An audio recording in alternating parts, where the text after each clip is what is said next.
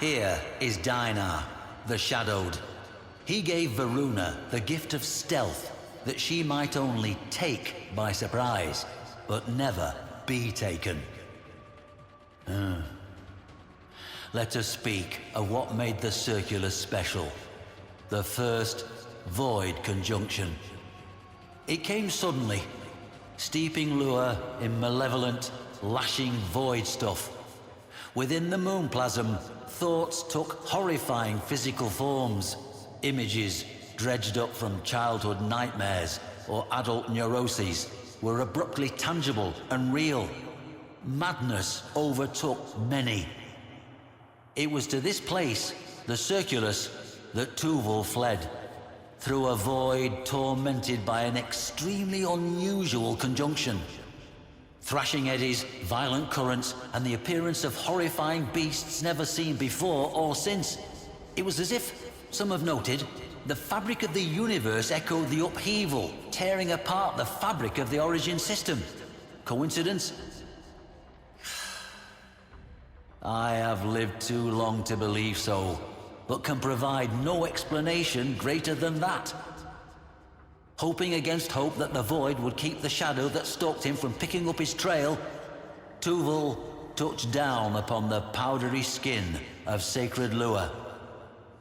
What Tuval lacked in loyalty, he made up for with rat cunning.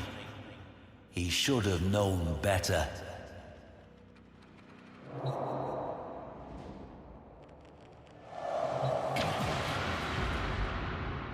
It is unclear precisely why Lua is a site of very special void conjunctions, but enacting continuity within the Circulus and Uvarium thereupon guaranteed a safe and strong transition, so long as certain rituals were correctly observed.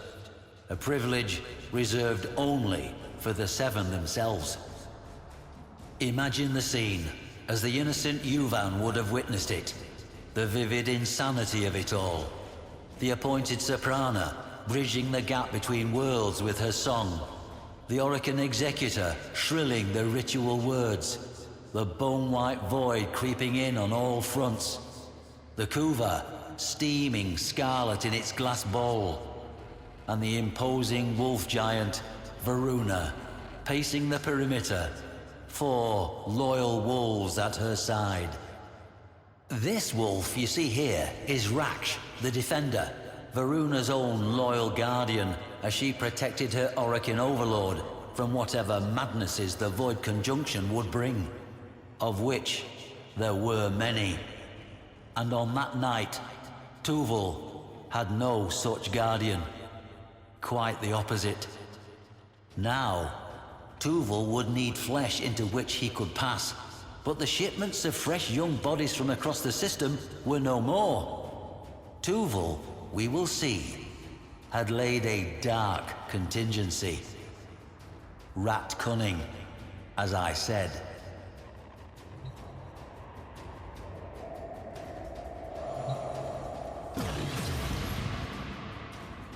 The third of Varuna's wolves, Lycath, the stalwart brother, the provider, and soul of the pack. We know that Varuna and her wolves had served rite after rite. She had watched the mists and savagely destroyed anything that menaced the ceremony, flanked by Lycath's fury. The Yuvan ceremony, continuity as they called it, was an obscenity. The Orokin elite, aged and foul, would slouch and leer as the Yuvan, young men and women, cultivated on Red Mars and worlds beyond for this dire purpose, were paraded before them. They would make their choice, conduct the ritual, and then, well, that young life would be gone. And when those eyes opened once more, it would be their murderer looking out from behind them. Is it any wonder Varuna, freed from the leash of loyalty, was so intent upon making a meal of the Yuvan clerisy? I think not. Let's get to dessert, shall we?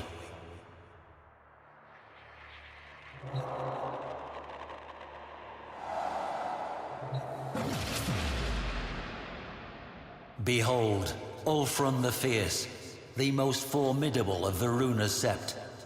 Executor Tuval scrambled to set up the ritual room. This time, the ceremony was different. Instead of a soprana, there was a mere mandachord playing automated notes. And instead of the prepared Yuvan, there was a most unusual cryopod containing a young child sleeping peacefully. The aforementioned contingency. In Tuval's hands, so it is said, were an artifact and a codex belonging to none other than Albrecht Entrati himself, father of void travel, and a man who had sacrificed his sanity to it. Tuval opened the book to pages strange and profane. We know this, having retrieved it from the site much later. It is my belief that Tuval intended to protect himself from the horrors the void would unleash, using what amounted to a madman's grimoire. A desperate act indeed. I like to imagine that as he parted his withered lips to begin the ceremony, to call down the void, that was the moment he heard Ulfrun's ravening howl.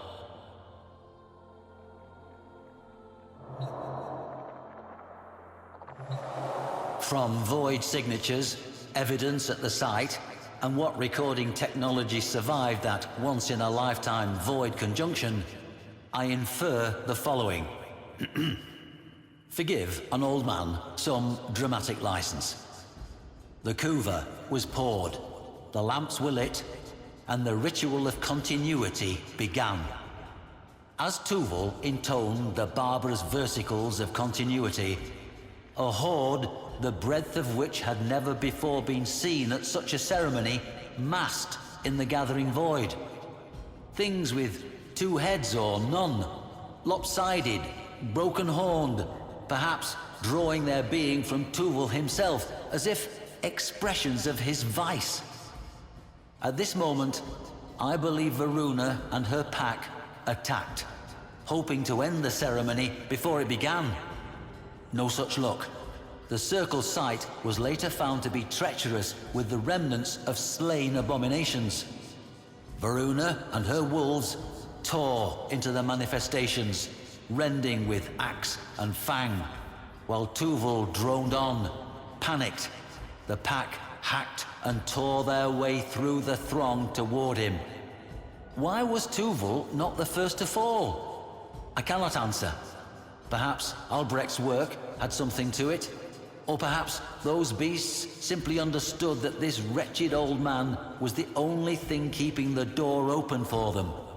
Tremors shook the surface of Lua, and a great cry rang out, like that of a mother crying for her children. Tuval sweated. The kuva trembled in its bowl. Varuna was relentless, demons falling to blade and fang. But it was not enough. The hordes of the void are without number, and this one, if hell has a hell, then those monsters knew it well. Gentle-eyed Raksh was the first to fall to scything blades. They killed Lycath next, then Dinar, and Ulfrun last of all.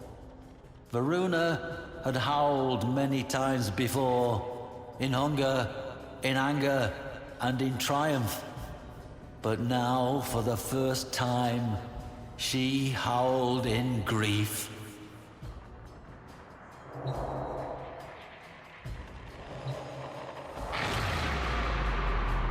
Varuna trod and swung without relent toward the circle, carrying by their silver scruffs the severed heads of her fallen, beloved wolves, severed from their dead bodies by her own hand.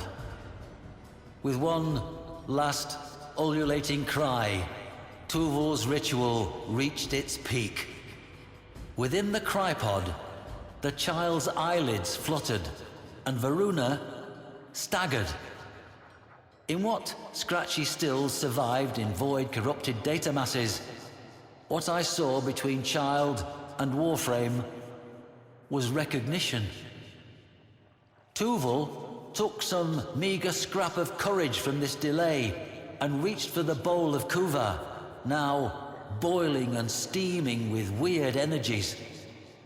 Varuna struck him aside and seized the energized Kuva, not for herself, but for her wolves. Holding it high, she doused herself and her slain packmates with it. Embraced by the seething crimson glow, connective tissue propagated. Sinew reached for bone, and within that marriage of occultism and science, she and her beloved wolves became one. Her brethren lived again in her. Varuna was now and evermore the heart of the pack. Cheated of his continuity, Tuval turned to flee. But his former warden was having none of it. Those who came after found nothing but gnawed bones, some of them unusually long, twisted within shreds of white gold raiments. Good. I did salvage one final image from those void-corrupted data masses, however.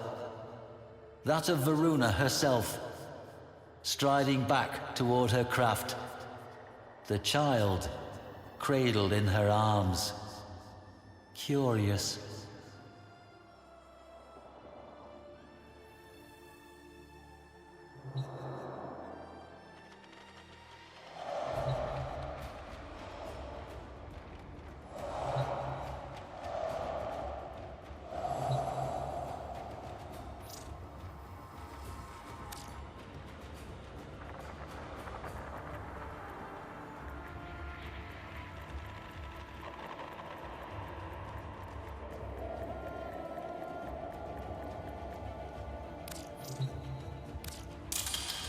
This is too much, but I will accept it.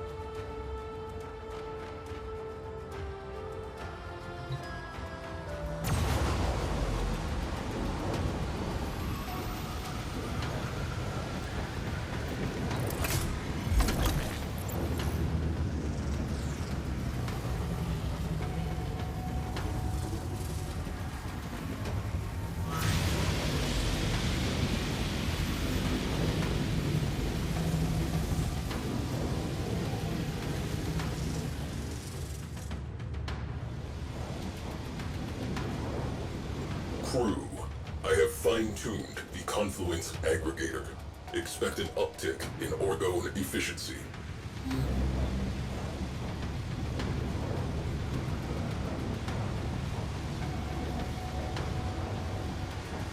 Attention! Void storm imminent. This will get a little bumpy. Vessel on scope. Small. Clear it out. Be aware. This storm is tearing open void fissures at your destination.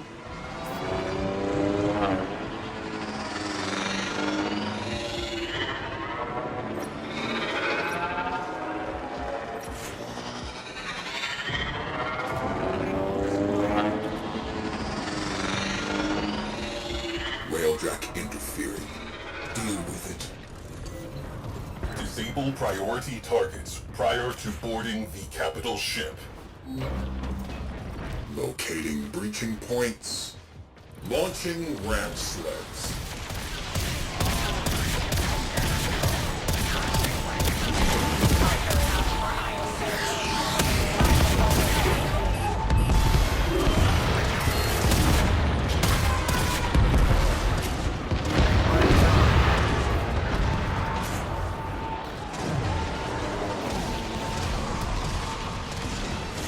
Need heavy ordnance.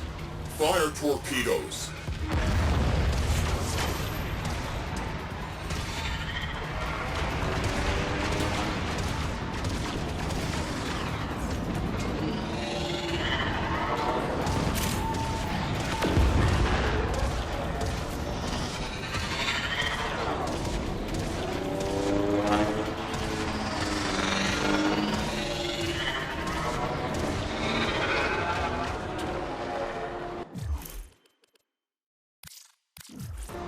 Our losses can be replaced. You cannot. I am pulling you out.